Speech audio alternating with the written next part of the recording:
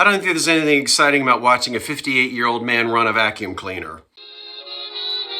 There's an old curiosity shop. Every once in a while I go by there for the fond recollections that lie there in that old curiosity shop. Well, hello, folk, and welcome to the front room of the 1925 bungalow. I'm Scott. Now, I've got you perched up there in a very precarious position, if you could see it. You're on the top of the secretary, because I want you to see what I'm going to do. Now, this living room has not got one stitch of Christmas decorations in it, which is not unusual for me. But there's something that I do twice a year. This year, I didn't do it. You know what it is? I'm standing on it. Oh! You want to preserve the life of an antique carpet? You gotta roll it up, turn it around, clean it. Okay, so what I'm gonna do today is move this furniture and reverse the carpet. No, not turn it upside down, but flip it so that the traffic, pathway, the wear of the traffic will now be on that side of the carpet, and the carpet that's under the sofa will be over here. You get the idea. That's what you have to do. Now, I don't need to clean it right now. It's actually okay. This carpet dates to the 1930s, and it's in really good condition. I don't know how well you can see it. So let's go ahead and move some of this furniture. I'm going to flip the carpet, and then I'm going to clean some of the baseboards, get the dust off the baseboards, and I might do something with that window over there. With the carpet flipped, we can then start decorating. I almost forgot to mention, I'm actually going to be taking this sofa table, right, that you see back here, and moving it, putting it down in the basement. I'm going to replace it with another piece of furniture. It's a console table, but you'll see it in a minute. It's a little more functional for this spot. It has drawers in the front. It also dates to the era of about 1925, so we're in good shape. But that, with all these extension cords dripping down and all of that, you won't see any of that anymore. So that's what I plan on doing as well. You might as well get to it.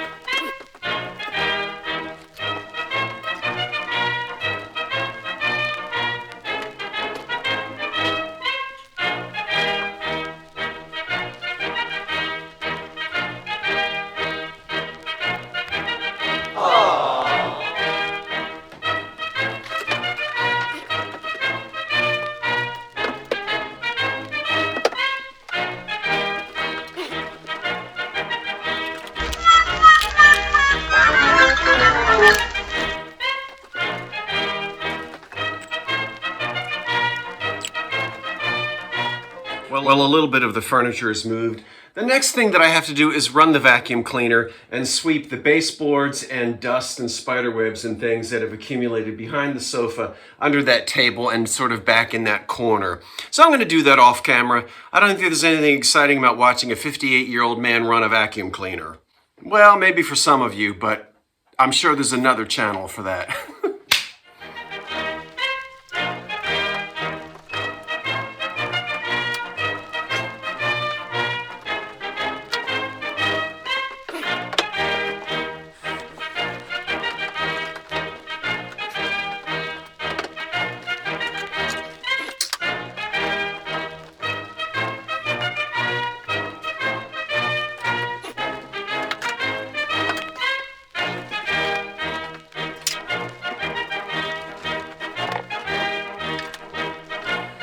This, by the way, is a Roseville pottery lamp.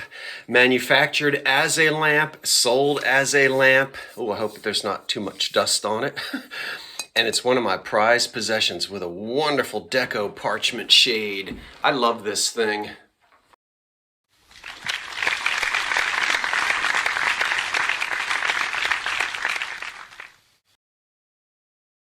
And my early 1930s Crosley, which I restored a long time ago, and I love this set. Okay, it's a wonderful table, but I'll be using it somewhere else in the house.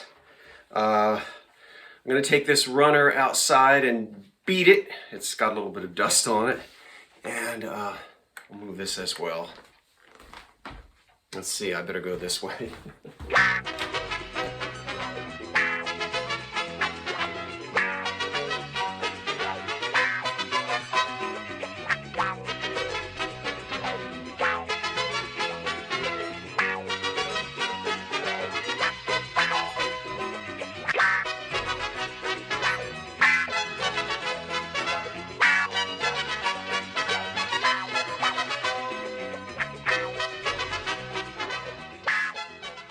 By the way, for those of you who might want to know, this is a Karastan rug. It measures 9 by 12 and dates to the 1930s, as I said, and it really is in excellent condition. The sofa dates to about 1912. It's very heavy. I had it reupholstered many, many years ago, paid a lot of money to have it done right. No polyfoam stuffing in that. Goose feathers. I mean, just the way it would have been back in 1912. And I paid an awful lot to have that sofa redone. But I have enjoyed it for quite some time. And it's a little too big for this living room, but it works. Okay, so let's move this carpet around and then I'll vacuum it.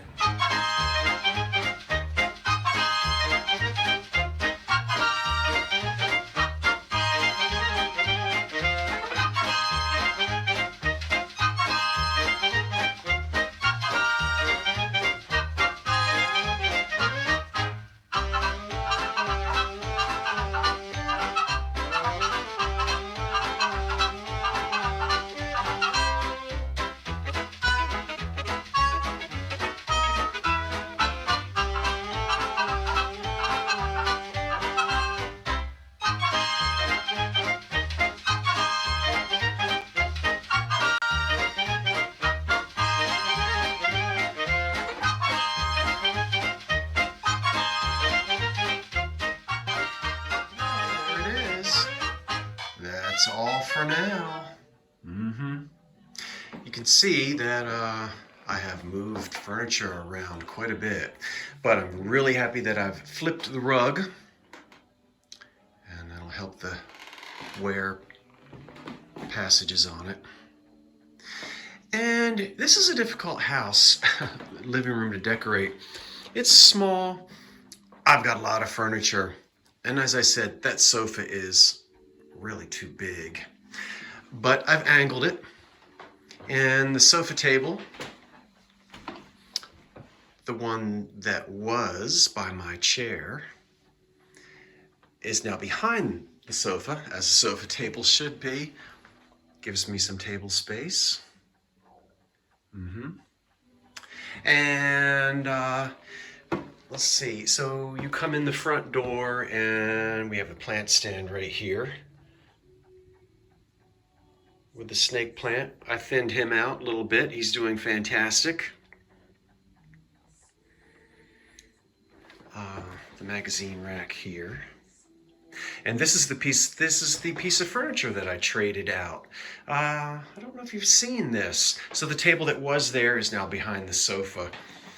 This is a 1930s table, 1920s table.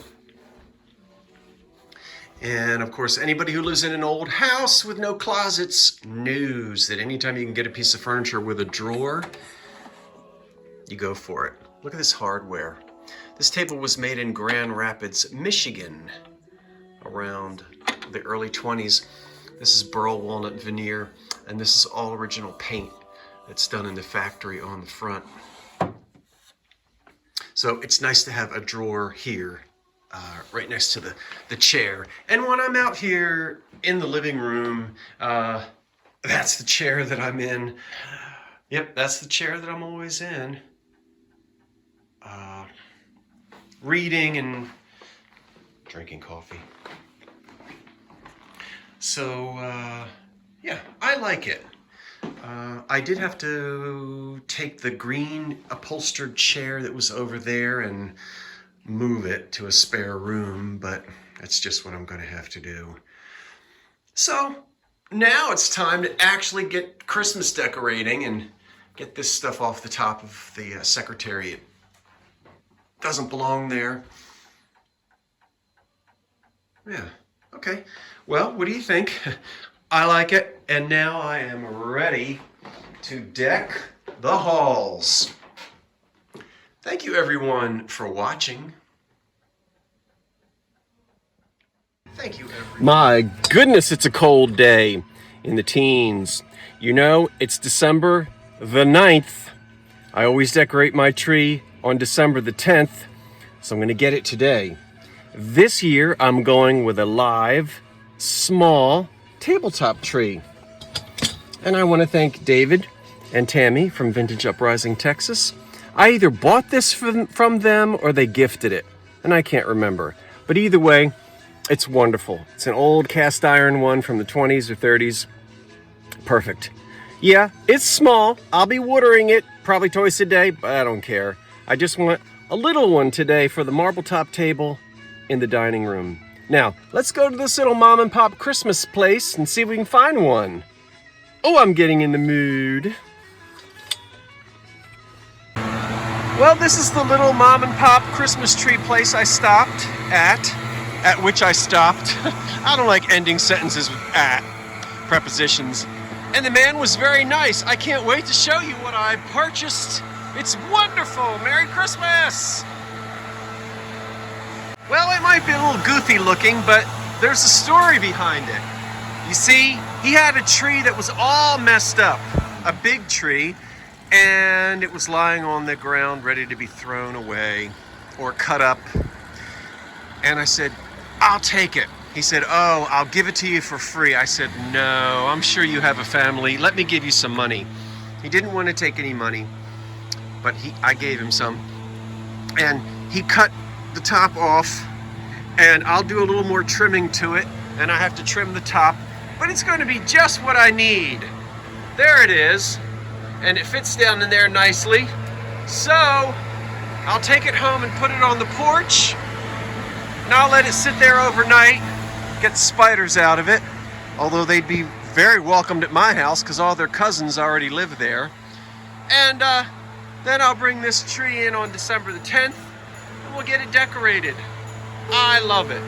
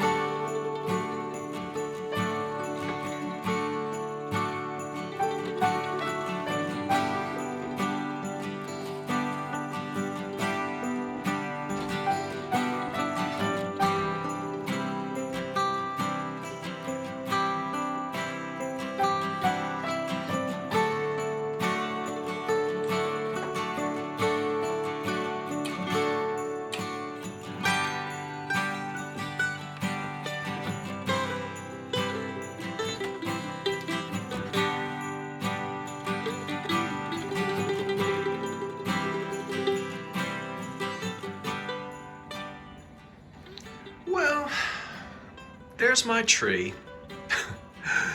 It looks a little funny, but you know what? It's gonna be just fine.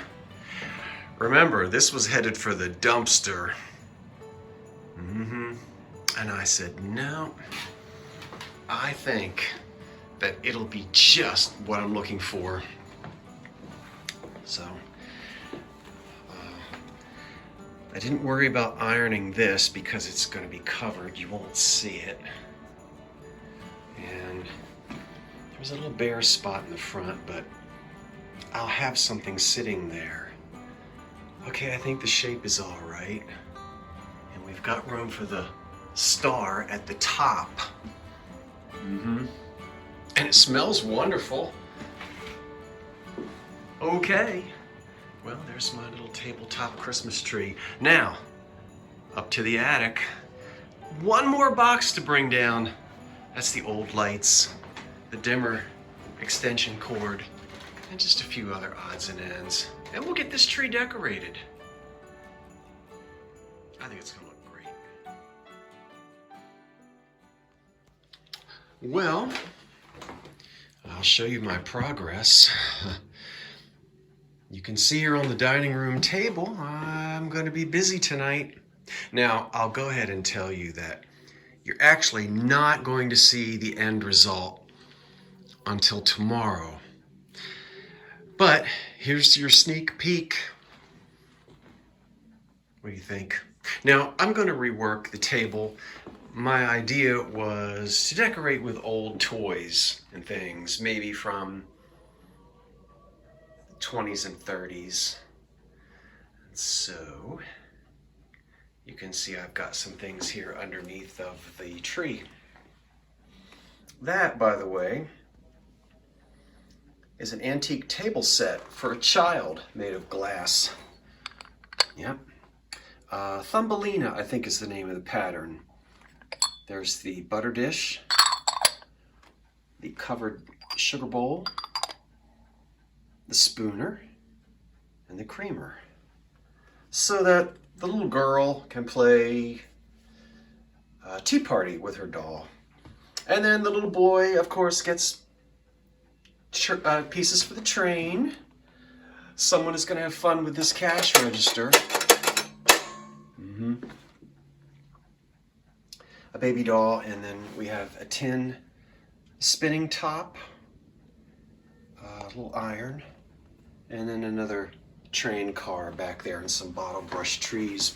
Well, as I said, I'm going to rework that, but I'm only just getting started. Now, it's a small tree. You know what's going on the top. You've seen this before. So this beautiful deco Merry Christmas goes up top.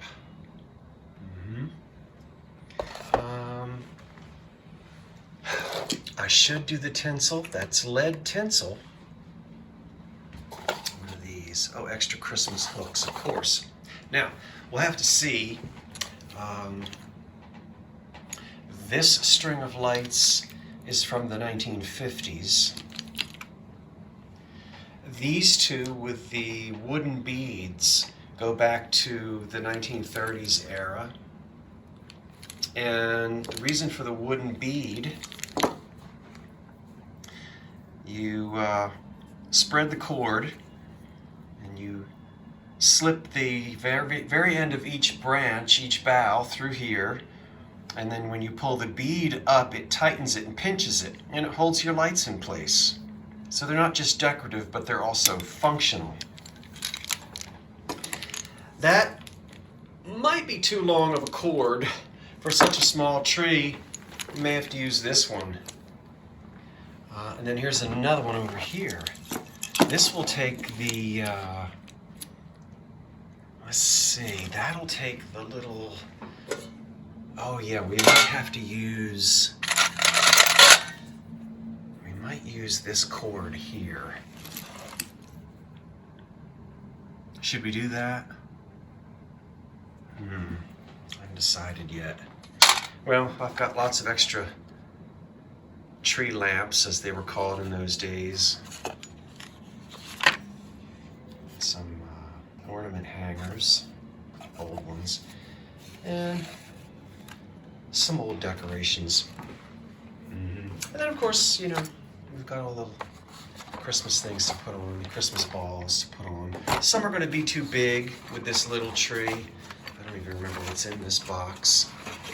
You might not be able to, yeah, those are gonna be too big. But I've got plenty of little ones.